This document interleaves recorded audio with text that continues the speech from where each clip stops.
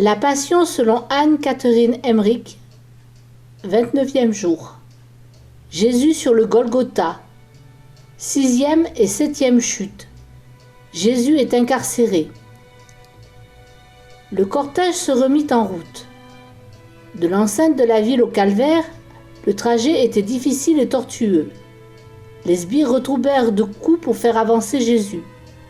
Après avoir sinué vers le nord, le sentier pentu bifurque brusquement vers le midi et pris de court, Jésus tomba pour la 6e fois, déséquilibré par le poids de la croix. Cette chute, plus sévère que les précédentes, lui causa de nouvelles blessures. On le releva en le frappant et en le tirant violemment, mais à peine eut-il atteint le rocher du calvaire qu'il roula à terre avec la croix. Ce fut sa 7e chute.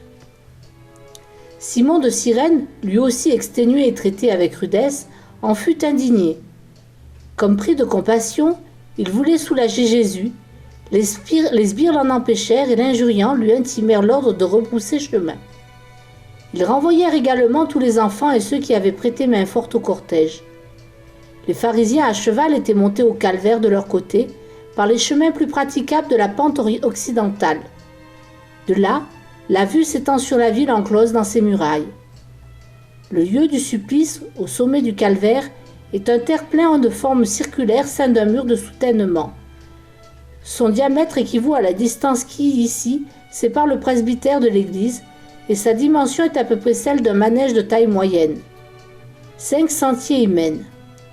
Dans le pays, il y a presque toujours 5 voies qui aboutissent à certains endroits, tels les thermes, les points d'eau où l'on baptise, la piscine de Bethesda.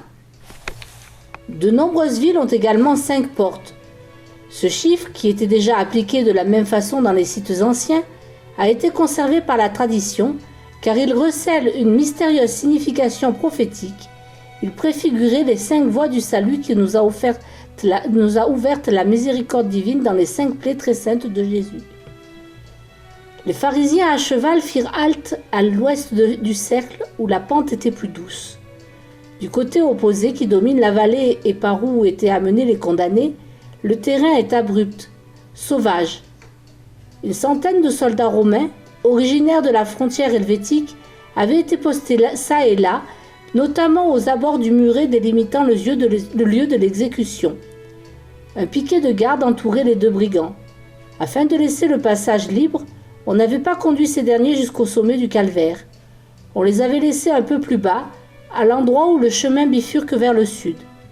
Ils étaient couchés sur le dos, les bras toujours liés aux traverses par leurs croix. Une foule assez considérable, des gens du peuple surtout, des valets, des esclaves, des étrangers, des païens et de nombreuses femmes, toute personne qui ne craignait pas de tomber sous le coup de l'impureté légale, se tenait autour de la plateforme. D'autres s'étaient postés sur les hauteurs voisines. Leur nombre ne cessait de croître, car beaucoup de passants qui se rendaient vers la ville s'arrêtaient là. De plus, il y avait, à quelque distance, vers l'ouest, un grand campement de pèlerins. Il s'était établi sur la pente du mont Gion, et si beaucoup se contentaient de regarder de loin, certains n'hésitaient pas à venir jusqu'au calvaire. Il était midi moins le quart quand Jésus tomba pour la dernière fois et qu'on renvoya Simon de Cyrène. Les sbires tirèrent sur leurs cordes pour relever le Sauveur, puis ils délièrent les pièces de la croix et les jetèrent à terre, les unes sur les autres. Jésus se tenait sur le lieu de son supplice. Ah, quelle image effroyable! Il n'était plus qu'une plaie triste, exténuée, le visage blafard, ensanglanté. Ils le renversèrent sur le sol en ricanant. « Nous allons l'arranger ton trône, roi des Juifs !» Mais de lui-même, il s'allongea sur la croix. L'eût-il pu, il l'aurait fait plus vite encore. Il n'aurait pas eu besoin de le jeter à terre. Ils l'étendirent sur le bois pour prendre la mesure de ses membres, sous la huée des pharisiens. Puis ils le remirent sur pied.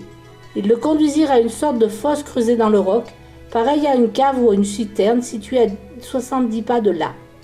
Ils en soulevèrent la trappe et le poussèrent à l'intérieur si violemment que ce fut miracle s'il ne se fracassa pas les rotules sur la pierre. Il gémissait. J'entendais distinctement ses plaintes. Ils rabattirent la trappe sur lui et postèrent quelques gardes à côté. Je revins avec eux. Je comptai 70 pas. Je crois avoir vu aussi dans une vision d'un ordre supérieur Des anges amortirent sa chute afin que ses genoux ne se fussent pas brisés. Mais il poussa un cri de douleur, puis ses sanglots me serrèrent le cœur. La pierre céda sous le choc de ses genoux. Les bourreaux commencèrent alors leurs préparatifs. Au milieu de l'aire circulaire se trouvait le point le plus élevé du calvaire, une petite butte arrondie d'une hauteur de 2 pieds, à laquelle on accédait par quelques degrés. Ils creusèrent là des trous dans lesquels devaient être plantées les croix, et dressèrent à droite et à gauche les 2 troncs des gibets des brigands. C'étaient des madriers grossièrement équarris, au sommet scié d'ambier, un peu plus courts que l'axe de la croix de Jésus. Les traverses que les larrons portaient attachées sur la nuque y seraient fixées un peu plus tard, quand les montants auraient été solidement calés en terre. Pour assembler les pièces de la croix, les bourreaux en disposèrent les pièces à un endroit d'où, après y avoir encloué le Christ, ils pourraient l'élever d'une pièce et la planter aussitôt dans le trou qui lui était destiné. Ils montèrent les 2 bras, en enserrant les tenons dans les mortaises qu'ils avaient pratiquées dans le montant, auxquels ils fixèrent ensuite la pièce de bois qui devait servir d'appui aux pieds. Puis ils percèrent des trous pour les clous, et pour l'inscription, enfoncèrent des coins au-dessus de chaque bras, creusèrent çà et là quelques petites cavités dans le bois, l'une pour la couronne d'épines, les autres pour les reins du Sauveur. Ainsi, son corps étant soutenu plutôt que suspendu, le supplice durerait plus longtemps. De plus, le poids du corps ne pendant pas uniquement sur les mains, celles-ci ne risquaient pas d'être déchirées par les clous. Ils plantèrent des puits en terre, derrière l'éminence sur laquelle on se dresserait la croix, et y fixèrent une poutre destinée à servir de point d'appui aux cordes à laquelle on élèverait la croix. Puis ils procédèrent à d'autres préparatifs du même genre.